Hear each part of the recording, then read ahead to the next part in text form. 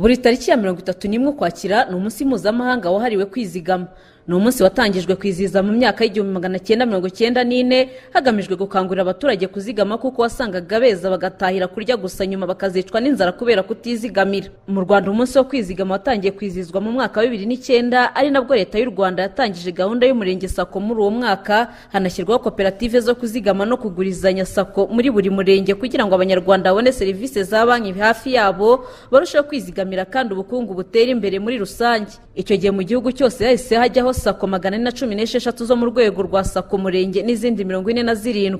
Ibyo bigabanya ijanisha ry'abanyarwanda batakoranaga n'ibigo by'imari bava kuri 52.4% bagera kuri 28.1% gusa, kandi umuco wo kwiziga mutera imbere mu banyarwanda. Sako murenge zibigizemo uruhare runini. Kuri ubu hizihizwa ku nshuro ya 8 umunsi mpuzamahanga wo kwizigama mu Rwanda. Imibare igaragaza ko 89% by'abantu bakuru bakorana n'ibigo by'imari bitandukanye mu kwizigamira, 72% nibo bafata inguzanyo mu bigo by'imari n'amabanki, mu gihe 9% bakoresha serivisi zijyanye n'ubwishingizi nk'uko imibare dukesha Minisiteri y'Imari n'Igenamigambi bigaragaza. Mu gushaka kumenya zimwe mu nzitizi zituma bamwe mu banyarwanda batitabira ubwizigame ndetse n'ingamba zihari, ku murongo wa telefone twagiranye ikiganiro kigufi na Eric Rwigamba, akaba umuyobozi mukuru ushinzwe ishami ry'imari muri Minisiteri y'Imari n'Igenamigambi. Aha aratangira asobanura zimwe mu mbogamizi zituma bamwe batitabira kwizigamira. Uyu munsi mu 2016 kuba bageze mu 89 ni kigaragaza ko imyumvire irimo irahinduka, ariko haracyari abanyarwanda 700,000 badafite uburyo bwose butandukanye gukorana n'ibigo by'imari. Imbogamizi ya mbere ni imyumvire, abantu baracyakeka ko bagomba kubanza gukira kuzigama. Icya kabiri rimwe na rimwe nabyo ngira ngo na serivisi nabo wenda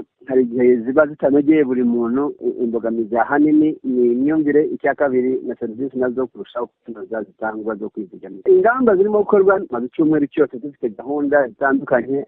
Abantu benshi ari ibigo by'imari bikiritse, ari za Sako, ari za France, ari amabanki, ari natwe muri leta tukangurira abanyarwanda kurushaho kwitabira serivisi. Iyo gahunda rero izakomeza yo kugenda twigisha abantu no gukangurira abantu kugira ngo barusheho kwitabira serivisi zo kuzigama. Ikindi kintu kirimo gukorwa ni ukugana ibigo by'imari bitanga serivisi z'imari kugira ngo nabo tubakangurire kurushaho kugana abanyarwanda, kurushaho kumva imibereho y'abanyarwanda, gutyo bashobore no kubaha serivisi zibanogeye. Kirushijeho kugana abanyarwanda niba ari umuhinzi bakamenya uburyo bushoboka bworoshye bunogeye umuhinzi kugira ngo n'abatangire kuzigama nabyo byagira ahantu hanini byiza kugira ngo abantu bose bitabire izi serivisi. Nta nsanganyamatsiko se yaba yarateganyijwe kuri iyi nshuro? Ndahari iravuga ngo kuzigama ni inzira nyayo yo kwigira, tukumva umuntu yashoboye kuzigama. Impamvu twahisemo iyo ni ukuvuga ko umuntu niba ashoboye kuzigama agashobora kubona cya gishoro kuba ashaka kwitangirira ubucuruzi cyangwa igikorwa cyose, uzabona amafaranga. Iyo uzigama uzabona amafaranga yo kugura ifumbire, yo kugura imbuto za zituruka za mashini, uzajyana umwana mu mashuri, uzivuza.